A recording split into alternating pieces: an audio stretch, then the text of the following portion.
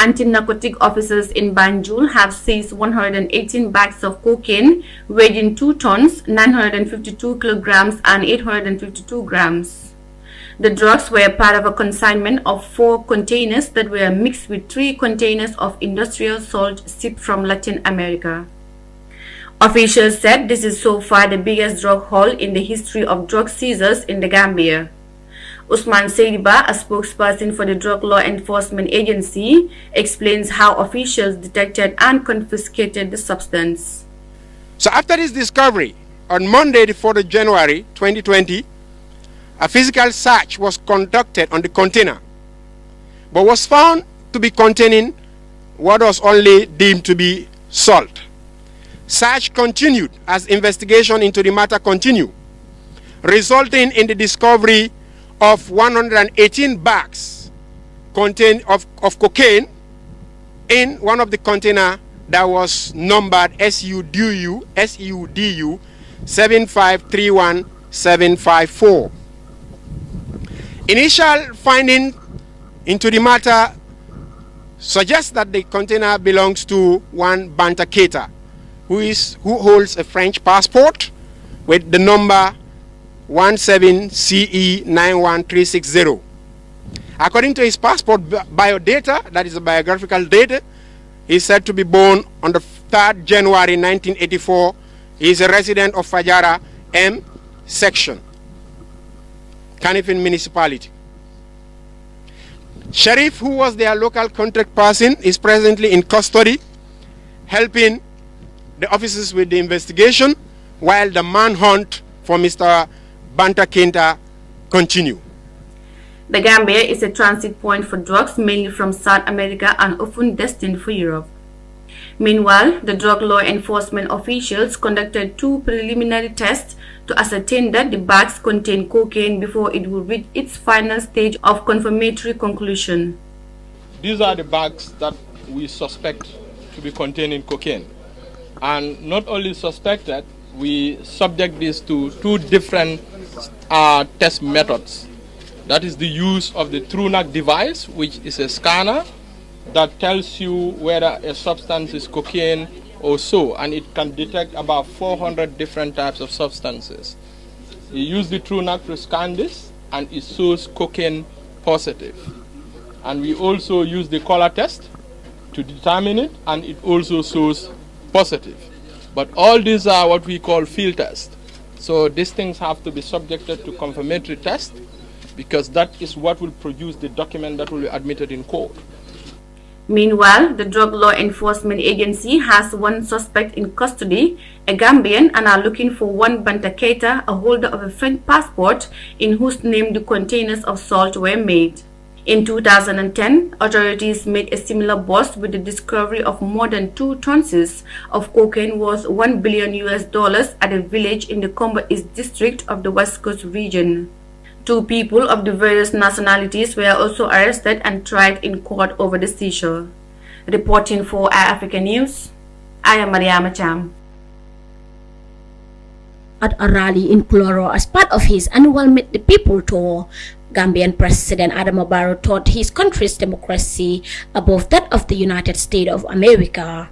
Barrow compared demonstration in the US and those in the Gambia and said certainly things allowed in the Gambia under his watch would have led to arrest and detention in the United States. On Thursday, the president downplayed the action of his security forces, saying they only ensured no one faced difficulties. The democracy in the Gambia is not even in America. There are things happening in the Gambia. If someone does that in America, you would be arrested. Just yesterday, we saw the demonstration that happened in America. They shot 4 people to death, but there was a demonstration in the Gambia. The 3 years Jotna, who was killed during the 3 years Jotna protest, the police only went there to make sure that no one faced difficulties. They were professional and were able to disperse people, and no one faced difficulties. This is what we call democracy. His comments came exactly 1 year after his government unleashed one of the most brutal crackdowns on protesters in the nation's history. 137 protesters who called on him to honor a 3-year agreement and step down as president in January last year were arrested, 2 media houses shut down, and journalists arrested and detained. President Barrow also claimed that when he was voted president in 2016, there were no private TV stations in the Gambia. He said his government was the first to give license to private TVs. He also accused private TVs and radio stations of spreading false news and insults. Since I became president, the number of radio stations operating in the Gambia has increased by 300%. There were no private TV stations. I was the one who gave license to the private TVs. But if you look at all these private TVs and radios, they are all airing news programs, but sometimes all their news is false. But we never arrested any of them. They also have their phone-in programs, and people will call in and insulting me. They sometimes make me the subject of discussion, and politicians will capitalize on that to insult me. But we never arrested anyone. However, the fact are that there was one private TV in the Gambia long before 2016. Still on the Gambia's democracy, President Barrow said Gambians no longer go to bed fearing they will be picked up by security forces in the middle of the night. He also said people are no longer unlawfully arrested and detained. For iAfrica TV, I am Fatoumata Kasim. This donation came at a time when the Gambia is recording more new cases of the pandemic as more people are volunteering to be tested. The Minister of Health, Dr. Ahmad Lamin Samate, described the donation items from the First Lady's Foundation as valuable. To participate in this presentation ceremony of these very, very valuable items to the health sector of this country. Madam First Lady, your foundation has been part and parcel of the health sector from inception. Since you came into office, you have partnered with us at all levels to ensure that the people of this country get the best of healthcare services that they deserve. Your recognition of the challenges we inherited in the health sector, it has been very, very instrumental. A representative of Al Balsam Care and Cure, the Saudi-based organization which provided the health equipment, said that the materials will help lessen the problems caused by the virus. Banda Al-Faifi said the gesture will also strengthen relations between Gambia and Saudi.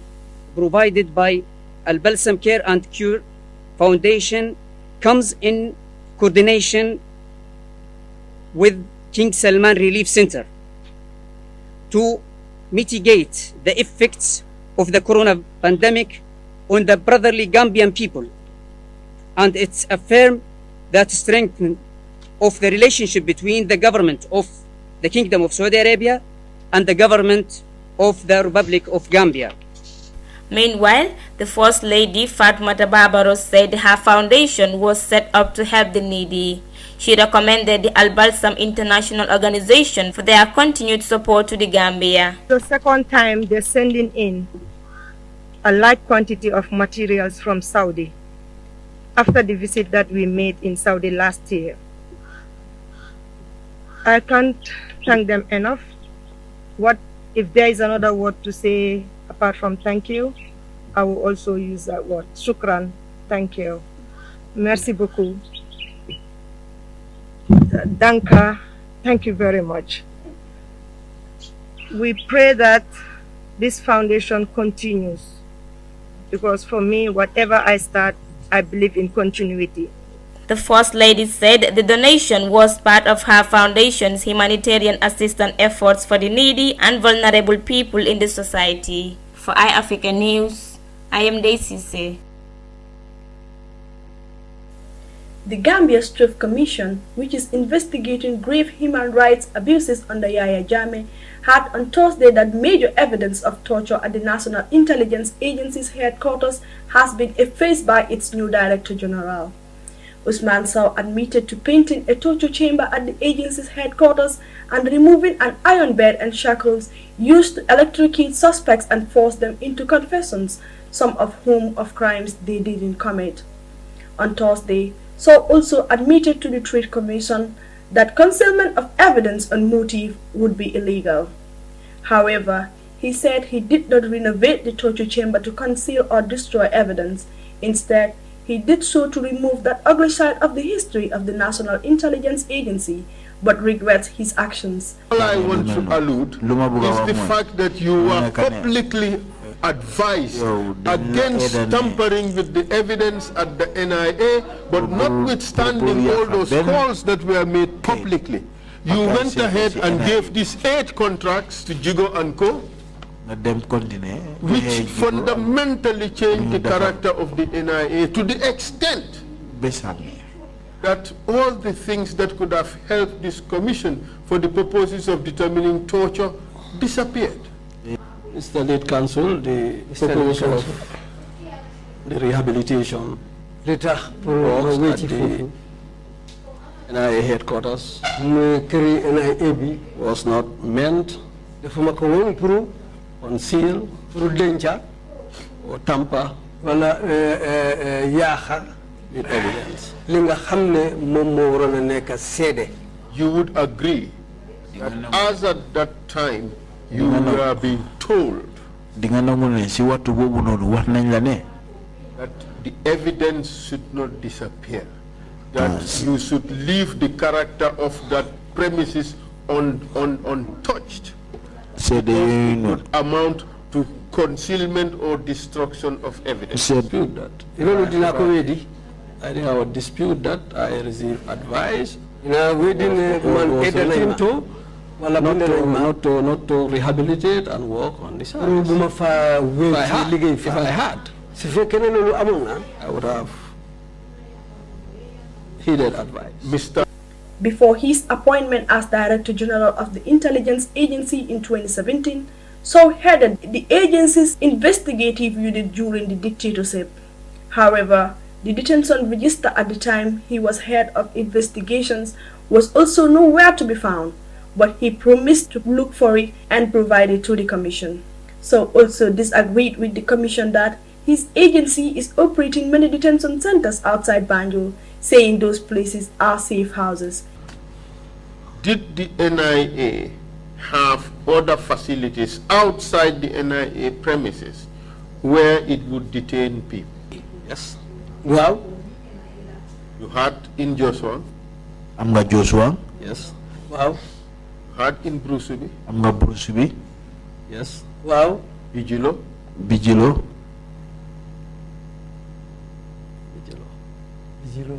Well, okay, well, you kindly carry on. There were many places. You agree? No. Well, about 8. I agree. Okay. Well, if you want, can I explain? Yes, please, go ahead.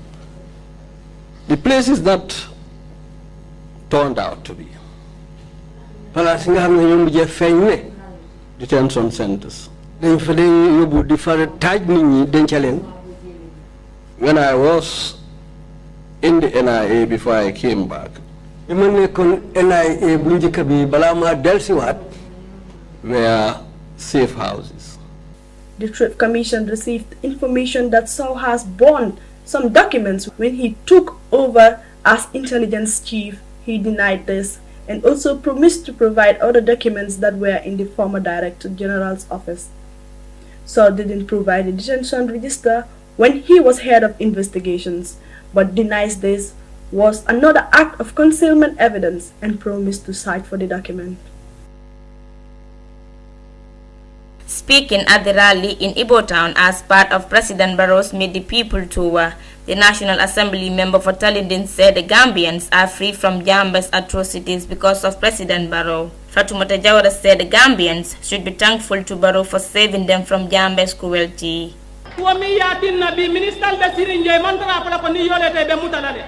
The reason why ministers are sitting here and not feared of being arrested, not feared of being in Malta, free to speak before the media, and many others is because of President Barrow.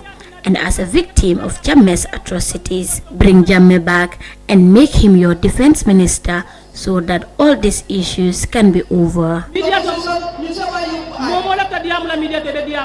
Since the breakdown of the coalition government after President Barrow fired several ministers, many have questioned Barrow's loyalty to the coalition agenda and have accused him of betraying his coalition members. However, Honorable Jawara disagreed with the critics, saying those who started the struggle with the president are still in government. People said Barrow is a betrayer, but the people he started the fight with, including Lamin Cham, are still with him, and I have never seen him written any letter to sack any one of them. Fatoumata Jawara described Barrow as a good president. She said if there was any betrayal, then it was some members of the coalition who betrayed the president. For iAfrica News, I am Daisy.